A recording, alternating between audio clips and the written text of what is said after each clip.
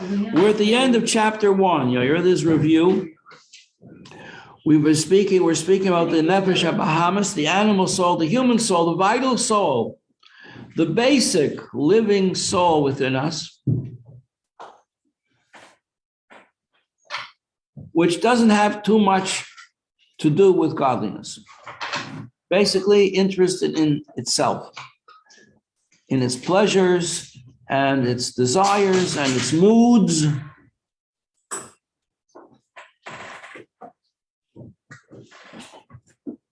And now comes a surprising idea. The bottom of page 48. From this soul comes also good characteristics in a Jewish personality. What are you talking about? You just finished saying it's totally selfish, self-centered. Where do the good characteristics come into it? And the answer is that this soul motivates a person to do good things for selfish reasons. When I was a child, I remember we had a principal in the Sunday school that I went to who was telling us about how good it is to give a lot of charity. When you give a lot of charity, how good it feels. I wasn't sure I believed him at that stage in my life. But that I remember him, teaching us this concept. And in other words, that a person can do a good thing because of the self-satisfaction that it gives him. Like the words of the famous English novelist, "'Tis a far better thing that I do now than I've ever done. 'Tis a far better place I go to now than I have ever known." Remember those lines, Miss Robin? No. Tale of Two Cities. There's a wastrel, a lawyer, a wastrel, a shicker, a drunkard, who happened to be a lookalike with a nobleman. So during the French Revolution, they were killing off noble people. And this nobleman, this is the plot of the story, the nobleman was engaged to be married to a beautiful noble woman, or a girl who is a noble woman wannabe. And this wastrel took his place. He put his head on the guillotine chopping block in place of the nobleman. And these were his final words, as Charles Dickens wrote it. But the point is, did he do a good thing? He definitely did a good thing. And he felt that he was very glad to at least do something good in his life for somebody else. And now the Tanya comes and tells us that this comes from the animal soul. A person can be motivated to do good things from your animal soul. And in a Jewish person, guess what? The Jewish people are characterized by 3 distinguishing character traits, chaya. There are 3 things that identify. If a person is missing these 3 things, you have to wonder, what is their background? And what are these 3 things? Jewish people tend to be kind. They tend to be merciful, forgiving. They're not the same. They're 2 different qualities. And they tend to be modest. That's our character. So in order to go with the flow for a young person nowadays going through high school and college and so on, a person has to sort of force themselves to be immodest because it's not in our character. The character of the Jewish person is to be very modest, shy, reserved, proper, polite. That's our character. And it all comes from the animal soul. How can that be? These are admirable qualities. They are distinguishing qualities of the Jewish people. So he explains the top of, here he says here, compassion, kindness, and modesty. Page 47 at the top. Because the animal soul in the Jewish person has goodness in it. Now, you're going to have to fasten your seatbelts because the next lines here, they sort of go against the kind of liberal concepts that we're brought up with. Recently, I've been reading certain things, as it's called, an encyclopedia of the Holocaust. Unbelievable things written in there. Unbelievable things. Shocking isn't the word for it. Unbelievable, unbelievable. The things that were done by this nation.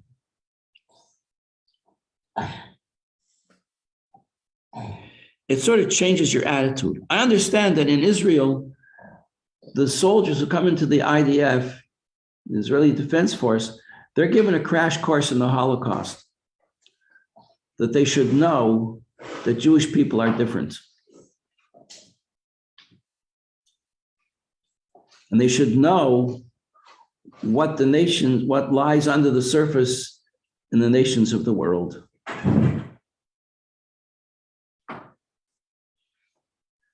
I mean, okay, I'm not going to go into that, but you'll discover these things for yourselves. However, in the animal soul of a Jew, which is basically selfish, we said it's a selfish soul, right?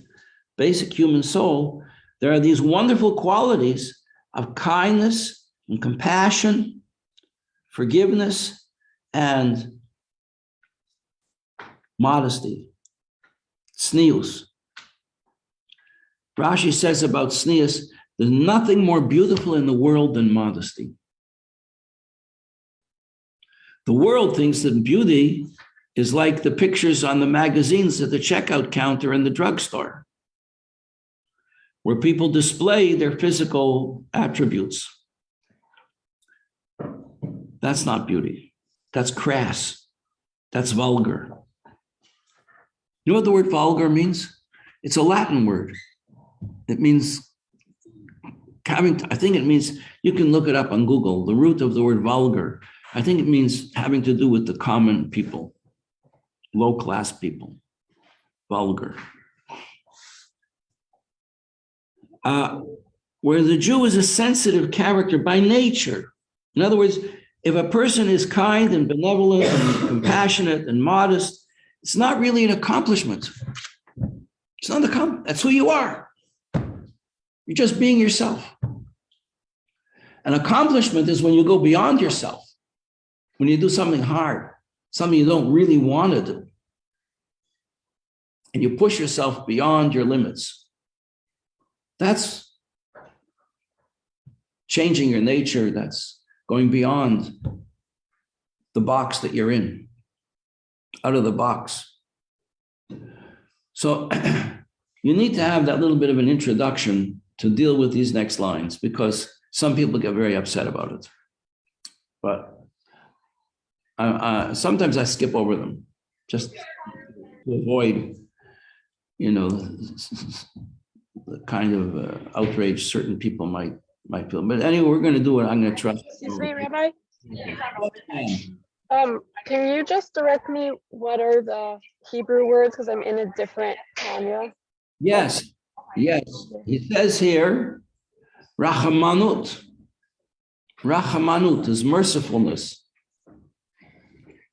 Gemilut chasadim is kindness, benevolence, charitableness,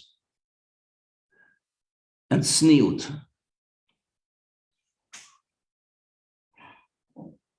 He only says here those two, the first two, Rachamanus and Gemilas Chasadim.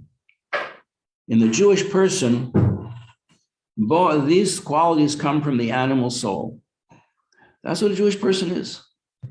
Like somebody once came to the Tzemach Tzedek and said to him, I learned that But if you don't say any lashon hara, no gossip or anything bad for a month, Eliyahu Hanavi can come to you. You can have a revelation of Elijah the prophet, and he'll teach you secrets of the Torah.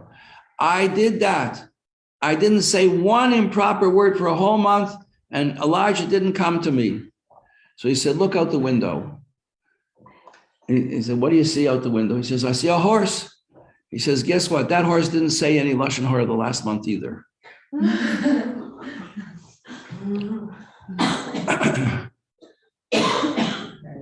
It's not just a superficial exercise to merit the revelation of Elijah the prophet. So these qualities are like the horse. It's no accomplishment for the horse not to say lashon hara. Horses don't speak lashon hara. So it's no big accomplishment for us to walk to 770 and you see a poor person sitting there on a milk crate with a towel to make it a little bit more comfortable, and you put a quarter in their cup or even $1 in their cup. It's no big accomplishment. It's your nature. Your nature is to be a kindly person. And you want to go beyond your nature, even say a few words to them. Ask them, how you doing today? Wish them a good Shabbos. Speak to them like a human being. That's all your nature, okay? So he says, top of page 47, because for a Jewish person, this animal soul comes from klippa. Now, what is klippa? We defined klippa the other day. Klippa means a peel, like a banana peel, an orange peel. Like a shell? A what? Like a shell? A what? Shell. A shell. Yes, klippa is also shells. So we have different peels. Like orange peels, or apple peels, you can eat them. Let's take a peanut. A peanut has two shells. It has a woody outside shell. You can't eat that. But inside it has a peel, which you could eat. The brown covering on the peanut. You could eat it, or you could get rid of it. When you put peanuts out on the coffee table, you don't put it out in the brown peels, but you could eat them, but they're peels. So the peel is something that protects the fruit. It serves a function, but we dispose of it. There are peels that we can ingest. We can benefit from them. We can get nourishment from them. You can take an orange peel and grind it up and use it for a spice, or banana peel, or other kinds of organic peels. And there are peels we call shells that you cannot. They'll tear your stomach apart. You can't eat them. We're not equipped to eat them. Certain animals are. There's an interesting law in the Gemara about what happens if a keli, a vessel, a cup, becomes impure. If it becomes impure, it was touched by somebody who was impure. So if this food is holy food, it's truma, food that's only meant to be eaten in Yerushalayim, or in a state of purity, and someone touches it who's impure, or carries it, or it touches a dead rodent. You catch a mouse, you go to throw it out, pick it up, you throw it out. You're carrying the dead rodent. Any vessels that you touch now are going to become impure. We're all impure because we don't have the Beis Hamikdash, so we can't get purified until we have a Beis Hamikdash. To eat food in purity like they did in the ancient days before the Beis Hamikdash was destroyed. So if a person is impure and he has a vessel that's impure made of wicker work, and this vessel is digested by an animal eats it and then regurgitates it or passes it out the other end, does it become pure? It's a question that's raised in the Gemara. So if an elephant eats a wicker basket and then it comes out the other end. Is it now pure? Can you use it? Or does it retain its impurity? So you see, there is such a thing as eating things that are inedible for us on that level. Anyway, there are different levels of klippa, just like there are four letters of the name of God. And we saw that there were four elements, right? Fire, water, air, earth. There are four letters of the name of God, Yud, and then we say a K. Instead of a Hey, we say a K, Yud, K, Vav, K. And we're going to learn that there are four levels of worlds of creation. Number one, there's only Hashem. There's no worlds. What was before creation? There was only Hashem. No worlds. We said in the last class, in order for there to be a world, Hashem had to create a place where the world could go. Because before there's a world, where are you going to put the world? When there's only Hashem, where are you going to put the world? The world is not going to fit in the drawer with your socks and your private clothes.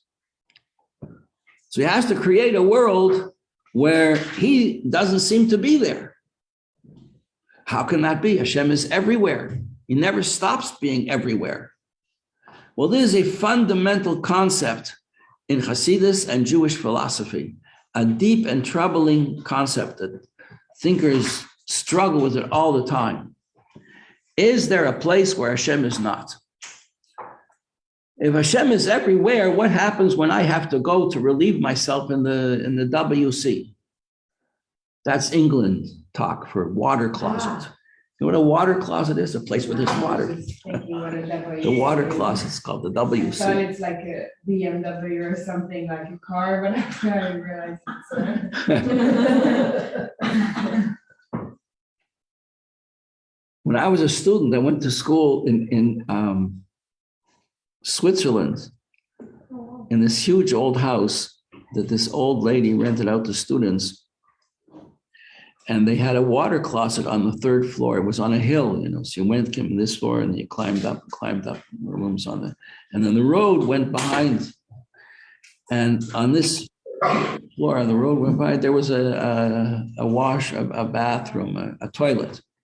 And it was flush. So you pulled a chain. There was a basin with carried water up on top. You pulled the chain, the water came down and flushed out their place. Curious. The basin that contained all this water had a Jewish star on it. I could never figure it out. Flush toilet. Oh, what a digression. Anyway. the wastewater? What? Yeah. Wastewater?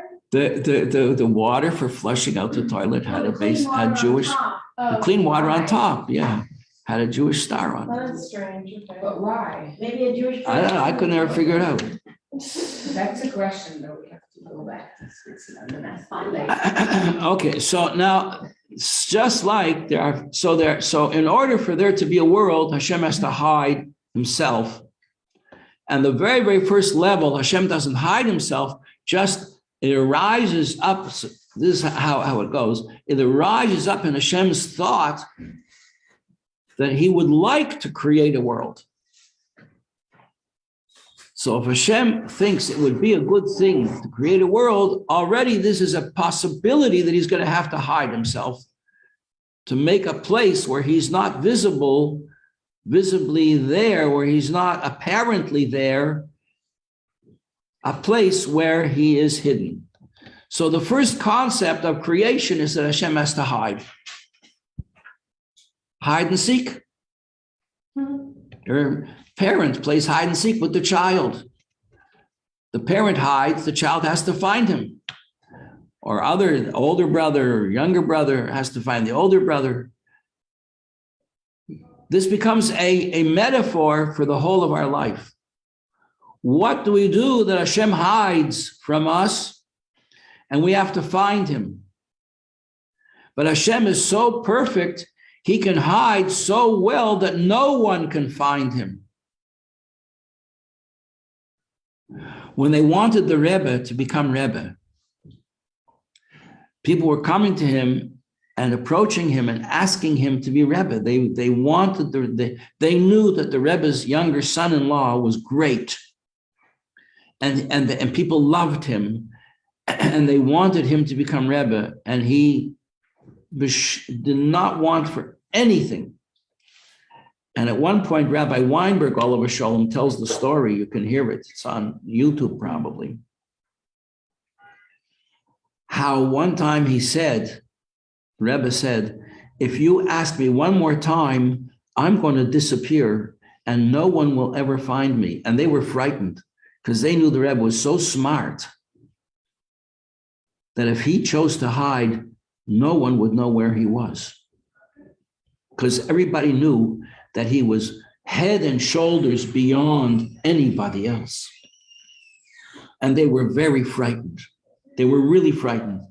So Rabbi Weinberg says they took 10 people, went to the grave site, what now became the Ohel of the previous Rebbe. And they told the previous Rebbe in words that they're asking his younger son-in-law, who they called the Ramash, Rabbi Menachem Mendel Schneerson, they called him the Ramash, that they want the Ramash to take on being Rebbe, and he doesn't want, and he threatens that if we ask him anymore, he's going to hide, and we'll never find him. And we're asking the Rebbe, the previous Rebbe, we're asking the Rebbe, this shouldn't happen. They went.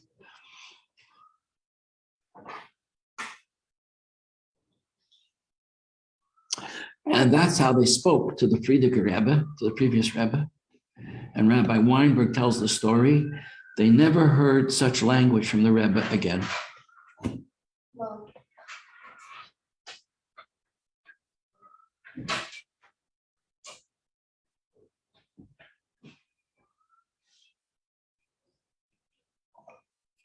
so that's the very first level, you see, of Klippa. Is before you get to Klippa, there has to be the desire of Hashem to make a world.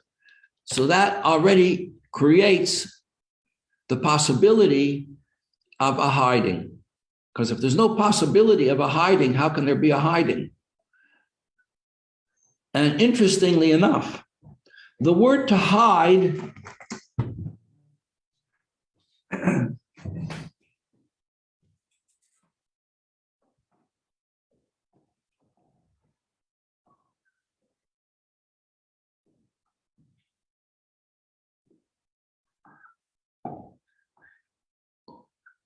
is a helim.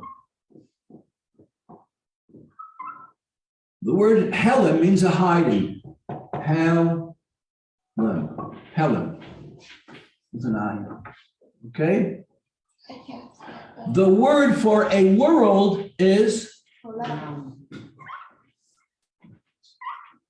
olam. Look at that. Same letters. All the same letters. Because in order for the world to exist, there has to be a hiding.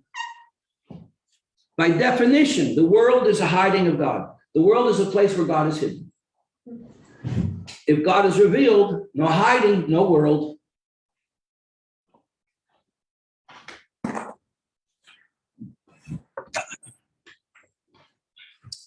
So that's the first level, is pure godliness. There's no hiding yet. There's only a potential. Now we get to the stage where, now on that level, where hiding is only a potential, that's called the world of emanation. Emanation, where it's all godliness. That corresponds to the yud of the letter of God's name. The first letter of God's name is a yud. What is a yud? A yud is totally insubstantial. Here, imagine this. I'm going to make a letter on the board. What letter is it going to be? Who can guess? Aleph. You don't know?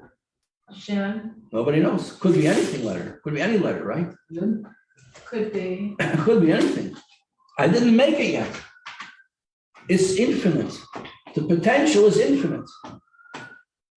But I'm going to make this letter. This letter is going to be the beginning of the greatest novel ever written, the greatest book ever written, the greatest symphony ever composed. Thanks. The first, what's the greatest symphony ever composed? Dora.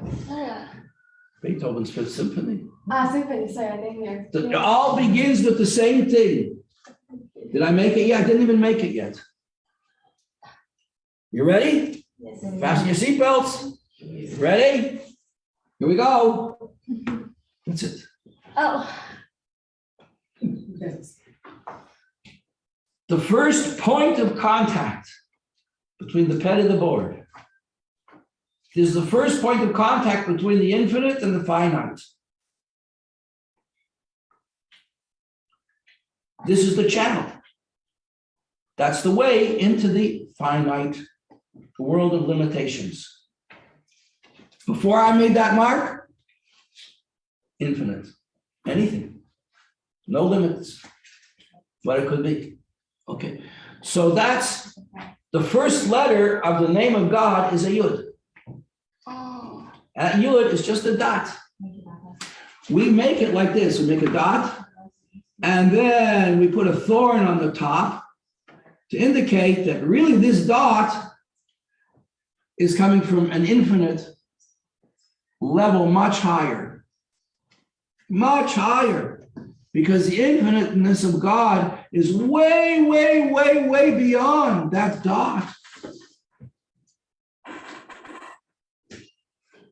So we make a mark going up like a thorn to let us know that this dot comes from something much higher. And then we extend it because it's gotta come down like that. So without the little arrow on the bottom, that's what we call a yud. Okay, that's the first letter of God's name. That stands for that world where godliness is present and there's no hiding, not yet any hiding.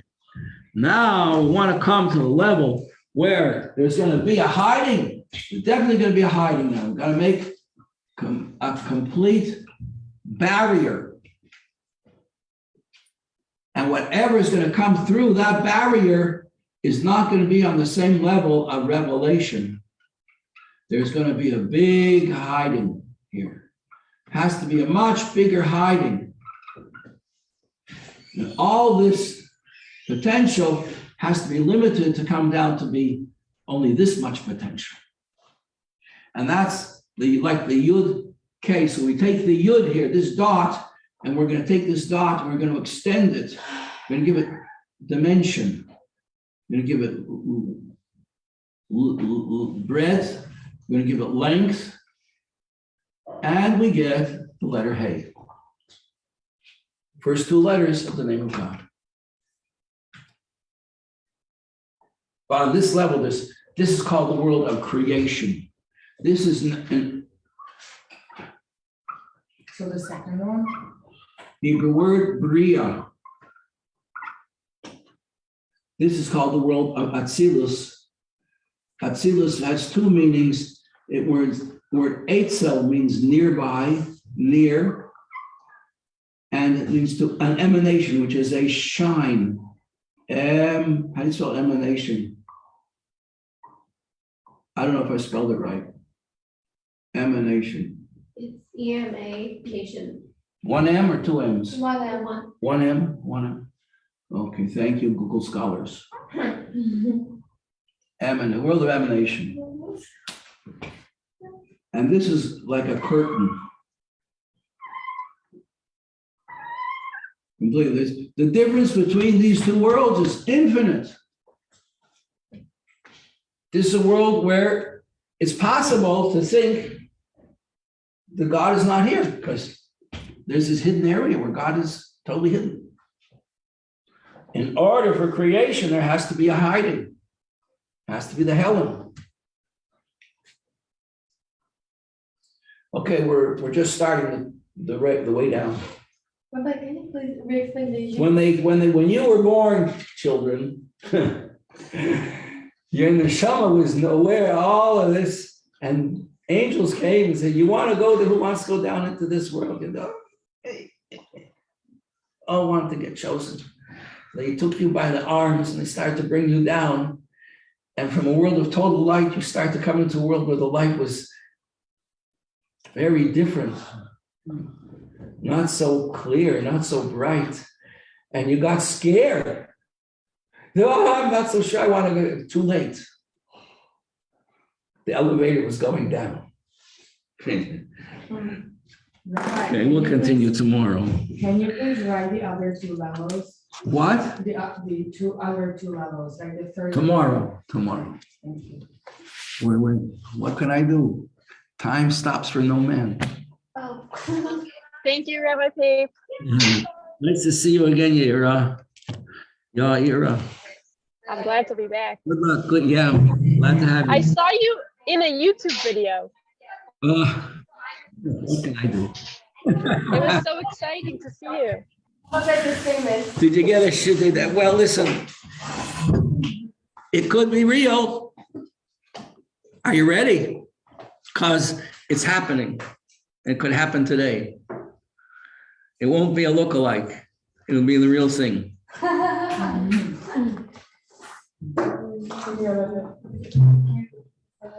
Yeah, I know.